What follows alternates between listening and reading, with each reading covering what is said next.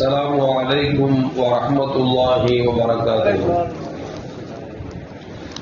الحمد لله رب العالمين والصلاة والسلام على أشرف المرسلين وعلى آله وأصحابه وأزواجه وذرياته وأهل بيته أجمعين.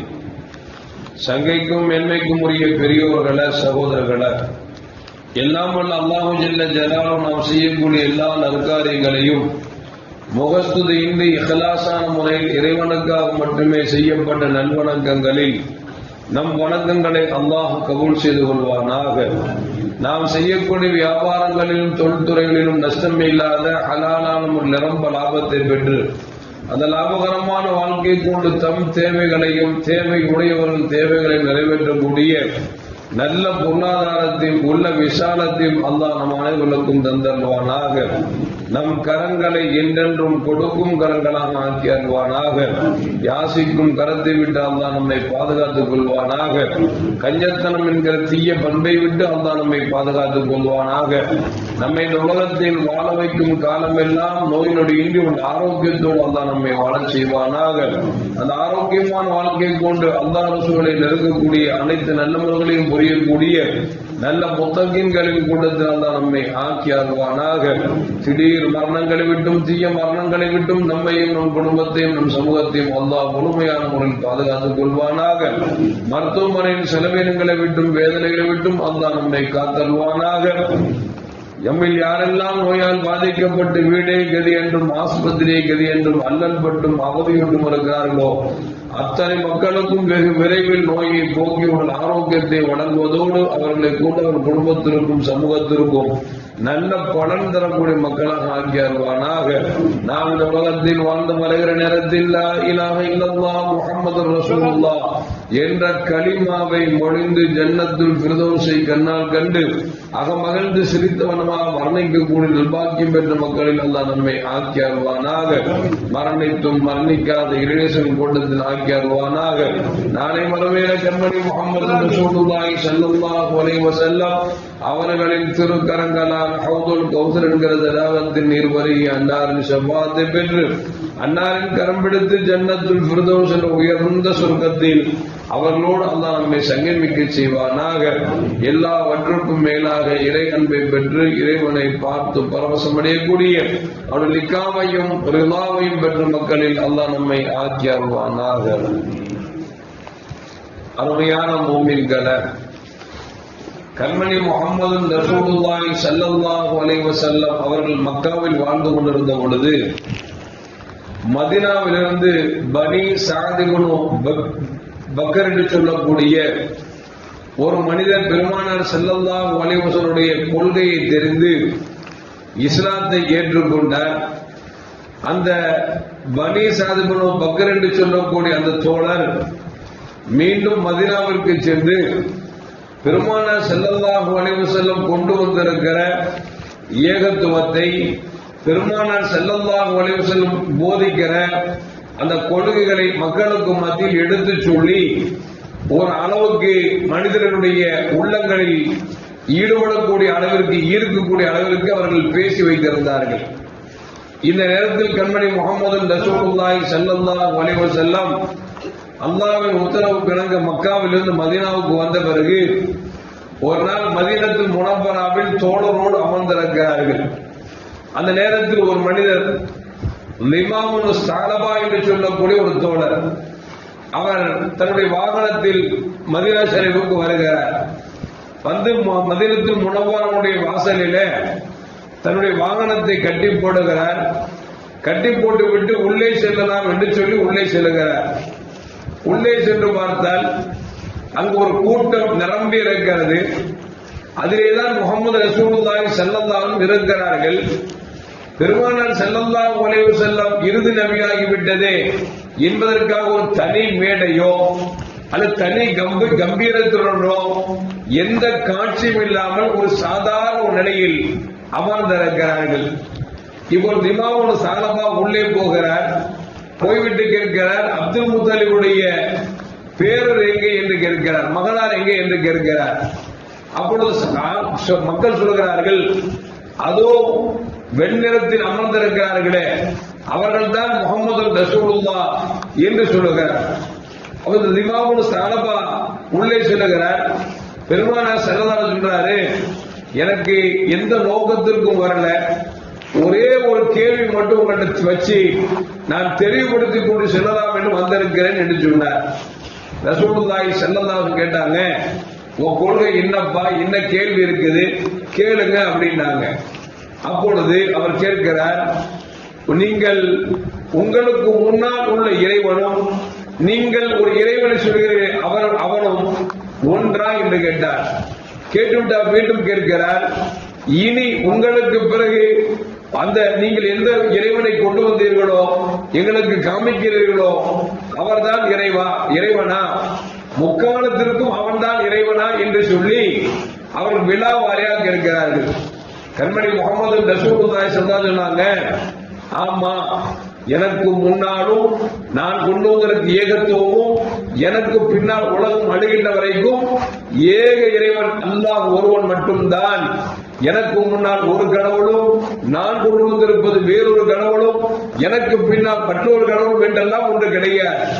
முக்காலத்திற்கும் ஒரே கடவுள் தான், அவன்தான் அல்லாஹ் என்று சொல்லக்கூடிய ஏகனாக இருக்கிறான் என்று சொல்லி கண்மணி முகமது ரசூலுல்லாஹி ஸல்லல்லாஹு அலைஹி அவர் கேட்ட கேள்விக்கு பதில் சொல்லுகிறார்கள்.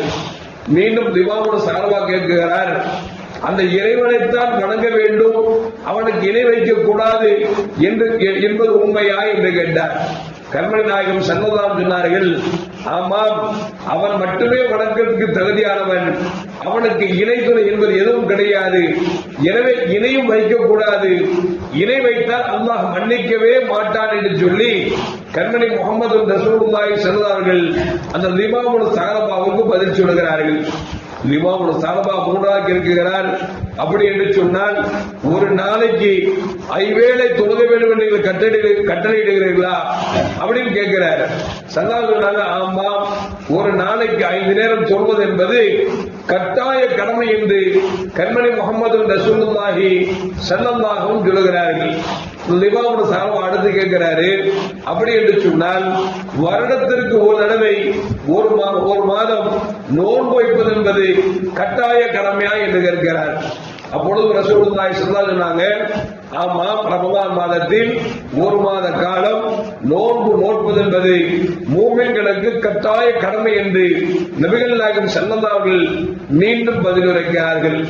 இமாமுல் சாலபா அடுத்து கேட்கிறார், செல்வந்தத்திலிருந்து செல்வத்தை எடுத்து ஏழைகளுக்கு ஜக்காத்தில் அந்த வரியை கொடுக்க வேண்டும் என்று நீங்கள் சொல்லுகிறீர்களா என்று கேட்டார். நபிகள் நாயகம் சொன்னாங்க, ஆமா, ஜக்காத் என்கிற அளவிற்கு பொருளாதாரம் வந்துவிட்டால் அந்த செல்வந்தர்களிடத்திலிருந்து பணத்தை எடுத்து ஏழைகளுக்கு மக்களுக்கு கொடுக்க வேண்டும் என்பது இறைவனின் உத்தரவு என்று சொல்லி பெருமானார் ஸல்லல்லாஹு அலைஹி சொல்லுகிறார்கள். இதை கேட்ட உடனேயே பெருமானார் ஸல்லல்லாஹு அலைஹி கரம் பிடித்து, அஷ்ஹது அன்னக ரசூலுல்லாஹ், நீங்க அல்லாஹ்வுடைய தூதர் என்பதை நான் ஏற்றுக்கொண்டேன் என்று சொல்லி அவர் கலிமாவை சொல்லி இஸ்லாத்தை ஏற்று மீண்டும் தன்னுடைய மக்களத்தில் வருகிறார். வந்து சொன்னார், அருமையான மக்களே, லாத்தும் உஸாவும் நாம் கொண்டாடக்கூடியது லாத்தும் உஸாவும் அது ஒரு பொய்யான கடவுள், முஹம்மது ஸல்லல்லாஹு அலைஹி வஸல்லம் சொல்வதுதான் தீர்க்கமான மார்க்கம், அதுதான் சத்தியம் என்று சொல்லி மக்களுக்கு சொன்ன பொழுது அந்த மக்கள் சொன்னார்கள், வெண்குஷ்டம் கருங்குஷ்டம் அதுபோன்று பைத்தியக்காரர்கள் நீங்கள் பயந்து கொள்ளுங்கள் என்று சொன்னார்கள். அப்போது இமாமுல் சாலபா சொல்கிறார்கள், ஈமானை ஏற்றுக்கொண்டு விட்டால் வெண்குஷ்டமாவது கருங்குஷ்டமாவது எந்த பைத்தியமாவது எதை பற்றி நாம் அச்சப்பட வேண்டியதில்லை என்று மக்களுக்கு மத்தியில் சொன்ன பொழுது அந்த மக்கள் எல்லாம் உடனே சொன்னார்கள், நாங்களும் அந்த முஹம்மது ரசூலுல்லாஹி ஸல்லல்லாஹு அலைஹி வஸல்லம் அவர்களை ஈமான் கொண்டு விட்டோம் என்று அங்கே எல்லா மக்களும் ஈமான் கொண்டார் என்பதை ஒரு வரலாறு நமக்கு சொல்லி காட்டுகிறது. இதிலிருந்து நமக்கு தெரிய வேண்டிய படிப்படிகள் என்று சொன்னால், ஸல்லல்லாஹு அலைஹி வஸல்லம் பார்க்க வருகிற பொழுது ஸல்லல்லாஹு அலைஹி வஸல்லம் மக்கள் புடைசூழ அமர்ந்திருக்கிறார்கள். அந்த ரசூலுல்லாஹி ஸல்லல்லாஹு அலைஹி வஸல்லம் தனக்கென்று ஒரு தனி ஒரு ஆடையோ, தனக்கென்று தனி ஒரு மேடையோ, நாம் தான் ஒரு தலைவர் என்ற ஒய்யாரத்தில் இல்லாமல் மக்களோடு மக்களால் கலந்திருந்தார்கள். அதனால்தான் வந்தவுடன் கேட்டார், அப்துல் முத்தலிபின் மகன் முகம்மது எங்கே என்று அவர் தெரியாமல் கேட்டதன் காரணமாகத்தான் சஹாபாக்கள் சொன்னார்கள், அதோ அமர்ந்திருக்கிறார்களே, வெண்ணிறத்தில் அழகாக இருக்கிறார்களே, அவர்கள் தான் முகமது ரசூலுல்லாஹ் என்று சொன்னார்கள். என்று சொன்னால் நபியின் செயல்பாடு ஒரு சாதாரண மனிதரை போன்றுதான் தங்கள் வாழ்க்கையை கழித்திருக்கிறார்கள் என்பது வரலாறு.